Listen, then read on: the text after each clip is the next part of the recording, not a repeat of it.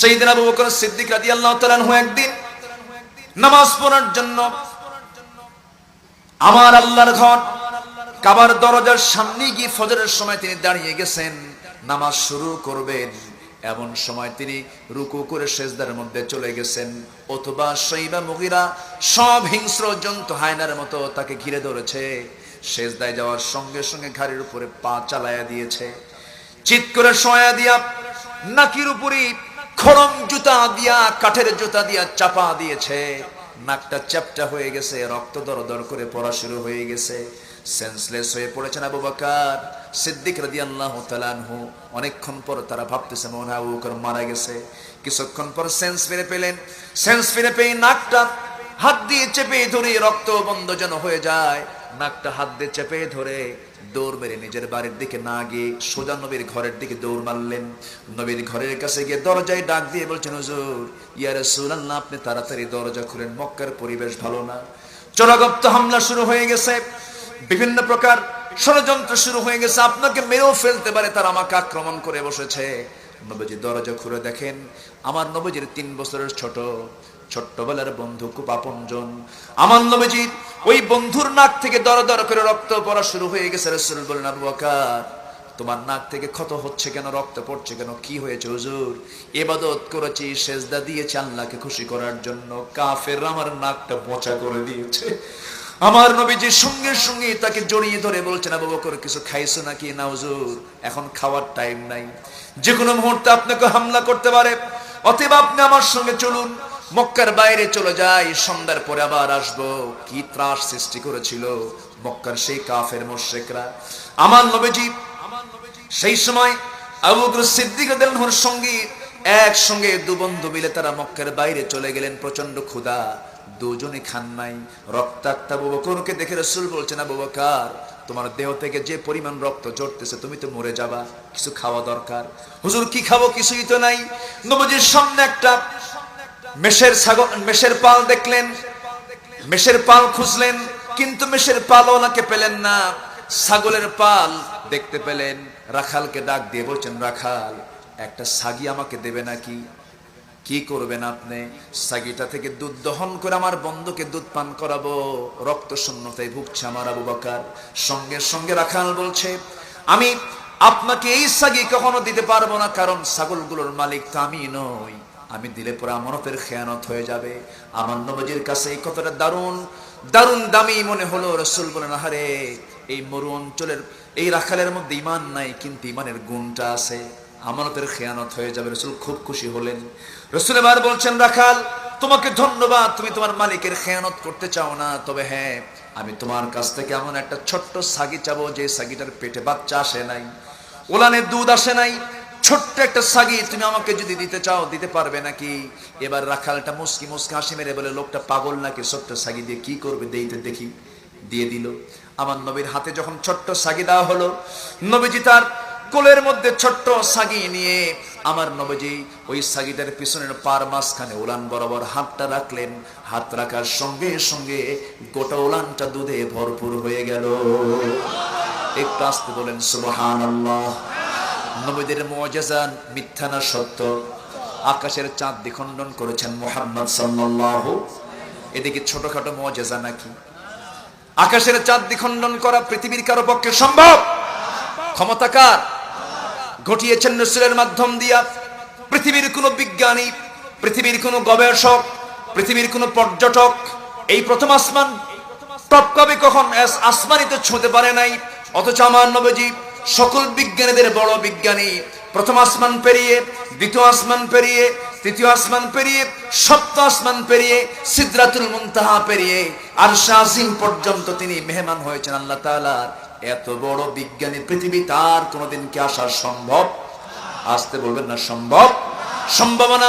আমার নবীজির যখন জন্ম হয়, সেই সময় একটা মুআজিজা প্রকাশ পেয়েছিল। আমার নবীজির যখন জন্ম হলো, আবু তালেব এই কথাটা একদিন বলে ফেলেন। আমার নবী যখন নবুয়ত পান, নবীজির নবুয়ত প্রাপ্তির কিছুদিন পরে আবু তালেব বলছে, মুহাম্মদ, একটা কথা আমার মনে পড়ছে, স্মৃতিচারণ করতে চাই, তুমি কি মনে রেখেছো কিনা জানি না, কতটুকু সত্য আমি তাও জানি না, বলেন চাচা কি?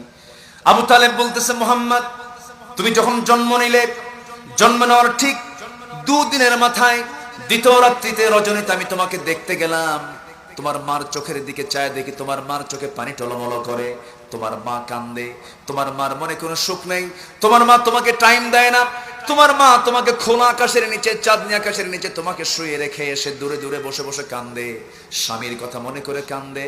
আমি তখন লক্ষ্য করে তোমাকে দেখতে এসে দেখি তুমি একাকী শুয়ে আছো, তোমার পাশে কেউ নাই। কিন্তু আমি লক্ষ্য করে দেখলাম তুমি যখন ডান দিকে তাকাও, বাম দিকে তাকা চাঁদ লাফ মেরে ডান দিকে তোমার চোখের সামনে হাজিরা দেয়, আবার যখন বাম দিকে তাকাও চাঁদ লাফ মেরে এসে চলে আসে। আবার তো যখন তুমি তোমার দুই হাতটা দিয়ে যখন নিচের দিকে টান মারো তখন চাঁদটা তোমার কাছাকাছি চলে আসে, তোমার চোখ দিয়ে চাঁদটা নড়তেছে। কতটুকুন সত্য ছিল। সঙ্গে সঙ্গে রাসূল বলছেন, ও চাচা, আমার মার মনটা খারাপ, আমার মার মনটা এই জন্য খারাপ ছিল, আমার জন্মের পর সবচেয়ে খুশি হওয়ার কথা যেই লোকটা, সেই লোকটা তো পৃথিবীতে বেঁচে নেই, আমার বাপ দুনিয়া থেকে বিদায় নিয়েছেন, আমাকে আমার আম্মা সময় দিয়ে তিনি কেঁদে ফেলতেছেন। আমার আল্লাহ তাআলা সেই কয়েকটা দিনের জন্য আমার খুশির জন্য আকাশের চাঁদ আমার জন্য খেলনা বানায় দিয়েছিলেন। জোরে কোন সুবহানাল্লাহ। আমার ভাইয়েরা, সেই নবীজির মুজিজা অসংখ্য মুজিজা, অসংখ্য মুজিজার মাঝে সবচেয়ে শ্রেষ্ঠ মুজিজা এখনো আছে, তার নাম কি বলেন? আসতে বলেন, তার নাম কি বলেন? অন্যান্য নবীদের মুজিজা দুনিয়া থেকে বিদায় নিয়েছেন, মুজিজাও শেষ হয়ে গেছে। আমার নবীর দুনিয়া থেকে বিদায় হয়েছেন কিন্তু তার মুজিজা এখনো পৃথিবীতে আছে না নাই? আছে। আমার নবীজির মুজিজা প্রকাশ পেয়ে গেল, ওলানে তিনি হাত দিলেন, দুধে ভরপুর হয়ে গেল। এবার রাসূল বলছেন, ও রাখাল, একটা ছোট্ট বাটি দিতে পারবে নাকি? বাটি দেওয়া হলো। বাটি যখন সামনে দেওয়া হলো, বাটিতে তিনি দুধ দহন করছিলেন, দুধ দহন করে বাটি পরিপূর্ণ হয়ে গেল। পরিপূর্ণ বাটি নিয়ে রাসূল বলছেন, আবু বকর, তোমাকে রক্তাক্ত করেছে কাফের বেঈমানেরা, এই যে তোমার বরকতের খাবার তোমার সামনে হাজির হয়েছে, তুমি এখন খাওয়া শুরু করো। বিসমিল্লাহ বলে খাওয়া শুরু করলেন। এত দুধ পান করলেন, পেটের চামড়া টাইট হয়ে গেল, পেট ভরে গেল, কিন্তু বাটি থেকে এক চুল পরিমাণ দুধ কমলো না। জোরে কোন সুবহানাল্লাহ। এবার বলছেন, আবু বকর, খাইছো নাকি? হুজুর, খাইছি, দুধ কমে না। সুবহানাল্লাহ বলবেন না? ইন্নাল্লাহা ইয়ারযুকু মান ইয়াশাউ বিগাইরি হিসাব। এবার তিনি বলছেন, ইয়া রাসূলুল্লাহ, কি দুধ খাইলাম, কিন্তু এমন মজার দুধ তো জীবনে খাই নাই, কিন্তু দুধ তো কমাতে পারি না। রাসূল বলছেন, ও রাখাল, তুমি খাও। রাখালকে দেওয়া হলো, রাখালও খাইলো, দুধ কমে না। রাসূল বলছেন, শোনো, এই যে আরো কিছু আল্লাহর বান্দা থেকে গেলে কেউ দুধ ফুরাতে পারতো না যতক্ষণ না আমি নবীজি আমার ঠোঁটটা এই বাটির মুখে না লাগাবো।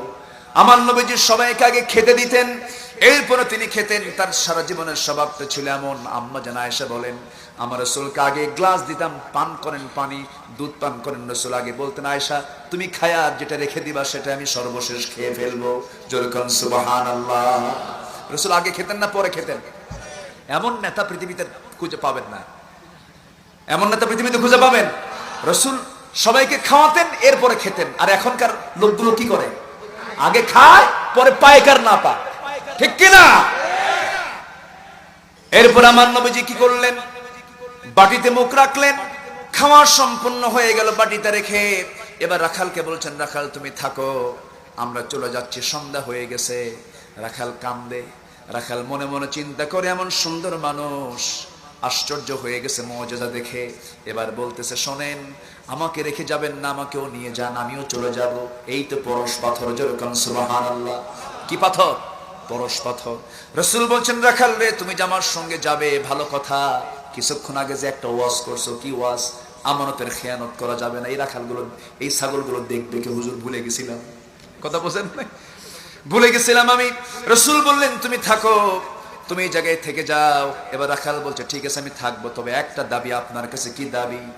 আপনি যে ছোট্ট ছাগিটা কোলের মধ্যে নিয়া ওলানের বাটি হাতটা রেখে মনে মনে কি যেন পড়লেন, সেই দোয়াটা আমারে শিখায় দেন। কি করবা? সেই দোয়া মাঝে মাঝে আমি পড়বো, দুধ খাবো। একটু আস্তে কোন সুবহানাল্লাহ। রাসূল বললেন, তুমি তো ওই দোয়া পড়ে কাজ হবে না, ওই দোয়ায় তোমার কোনো ফলাফল জিরো হয়ে যাবে, কারণ তোমার মধ্যে এখনো শিরকিয়াতের গন্ধ আছে, তোমার মধ্যে শিরকের গন্ধ আছে।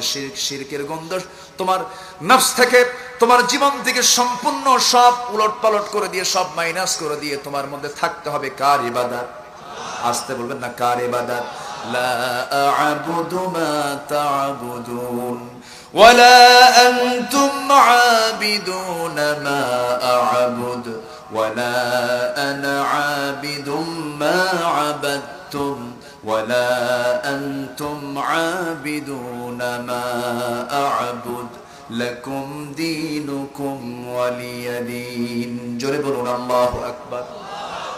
এবার রাখাল বলতেছে, বুঝতে পেরেছি এই মক্কার মাটিতে একজন নবীর আগমন হয়েছে, আমার কানে সংবাদ এসেছে, আমার মন বলছে আপনার চেহারা এমন সুন্দর মানুষ তো আমি পৃথিবীতে দেখি নাই, আপনি যে আল্লাহর নবী হবেন আমার তো মন এটাই বলছে। রাসূল বলছেন, ও রাখাল, চিনতে তুমি ভুল করো নাই, তোমার চিনতে ভুল হয় নাই, আর দেরি নয়, তুমি কি করবে বলো?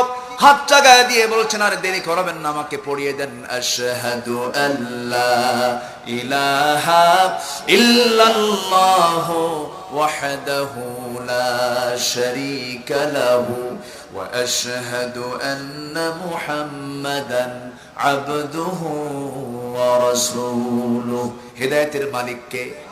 আসতে বলবেন না কে? রাখাল ইসলাম কবুল করে কিন্তু আবু জেহেল ইসলাম কবুল করতে পারে না। রাখাল ইসলাম কবুল করে কিন্তু ঘরের মানুষ আবু তালেব ইসলাম গ্রহণ করতে পারে না। রাখাল ইসলাম কবুল করে, সালমান আল ফারিসি ইসলাম কবুল করেন, ওইদিকে সে আফ্রিকান নিগ্রো বেলাল ইসলাম কবুল করেন, কিন্তু ঘরের মানুষ ইসলাম কবুল করতে পারে না।